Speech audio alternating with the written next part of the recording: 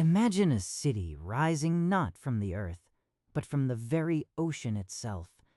A sprawling, megalithic labyrinth of stone, floating atop a living coral reef in the heart of the Pacific. For centuries, legends have whispered of magic, and gods used to lift these massive stones into place. But beneath the surface of the myth lies a reality far more staggering than any legend. This is Nan Madol, the Venice of the Pacific, and it shouldn't exist. Off the southeast coast of Pohnpei, in the remote reaches of Micronesia, lies an architectural anomaly that defies conventional logic. Nan Madol is not just a collection of ruins, it is a massive complex of more than 100 artificial islets. These structures were meticulously constructed upon a natural coral reef, creating a man-made landscape in the middle of the sea. To look upon it is to witness a feat of engineering that challenges our understanding of ancient maritime capabilities. The sheer scale of this undertaking is difficult to grasp with the modern mind. We are talking about nearly 1 million tons of material used to shape this watery metropolis. The builders utilized a combination of coral rubble and massive heavy columns of basalt. This wasn't just a village. It was an 18-square-kilometer monument to power and permanence. Every stone tells a story of a civilization that refused to be limited by the geography of an island. For decades, the origin of Nan Madol was shrouded in mystery, leading many to lean on supernatural explanations. How could a prehistoric people move such immense weight across open water? Without iron tools or heavy machinery, the logistics seem impossible.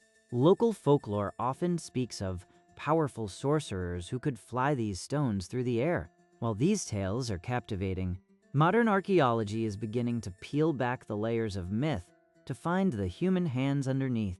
To understand the timeline of this incredible feat, we must look to the soil and the sea. New interdisciplinary research has provided a breakthrough in our understanding of when this construction truly began.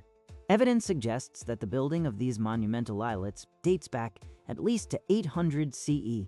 This means that while much of the world was in the midst of the early Middle Ages, a sophisticated society in the Pacific was already reshaping the very ocean floor. The primary building block of Nan Madol is a very specific type of stone, columnar basalt. These are naturally occurring hexagonal pillars that look almost as if they were carved by hand. The builders had to harvest these massive columns from various locations around Pohnpei. The logistical nightmare of transporting these heavy, irregular shapes across water and through dense jungle is what makes the site so unique. It wasn't just construction, it was a massive, coordinated movement of geological mass. Recent geological and engineering studies are moving us away from the magic theories and toward a more grounded reality. Instead of sorcery, we see a masterclass in leverage and buoyancy.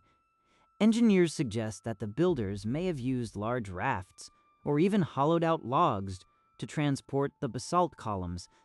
By utilizing the natural tides and the buoyancy of the sea, they could have navigated the heavy stones through the channels between the islets. It was a marriage of oceanography and brute strength. The construction method itself is a marvel of interlocking design.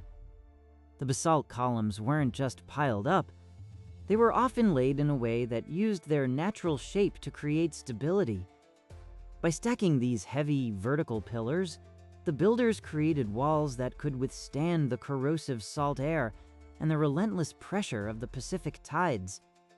It is a testament to a deep, intuitive understanding of the materials they were working with, a knowledge passed down through generations of master builders. But why build such a fortress in the middle of the ocean? The answer likely lies in the political structure of the time. Nan Madol was the seat of the Sudlur dynasty, a powerful ruling class that controlled the surrounding islands. The city served as a ceremonial and administrative center, a place where the elite could live in isolation, separated from the common people by the very water that protected them. It was a city designed for both prestige and control. However, Even the most powerful empires are at the mercy of the natural world. The decline of Nan Madol is one of the great mysteries of the Pacific.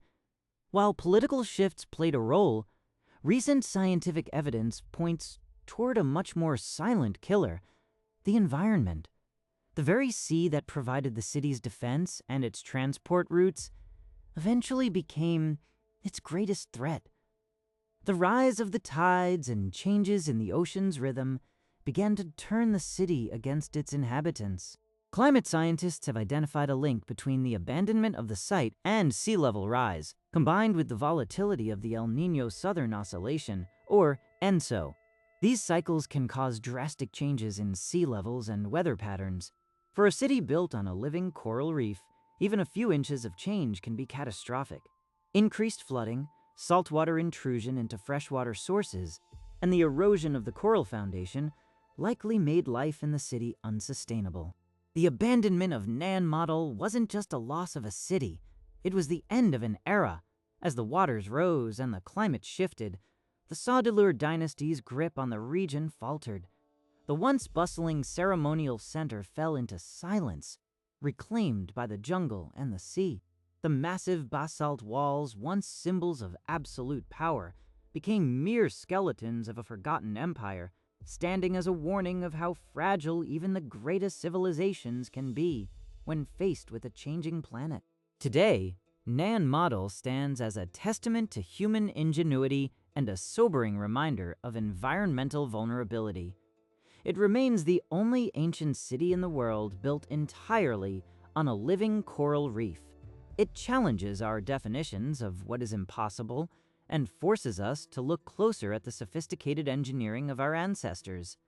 The mystery of how they did it may be fading, replaced by the science of how they survived and why they eventually had to leave. If you want to uncover more of history's greatest enigmas and explore the unseen corners of our past, make sure to subscribe to Epoch Unseen. Join us as we journey through time to find the truth hidden beneath the dust and the waves. Thank you for watching.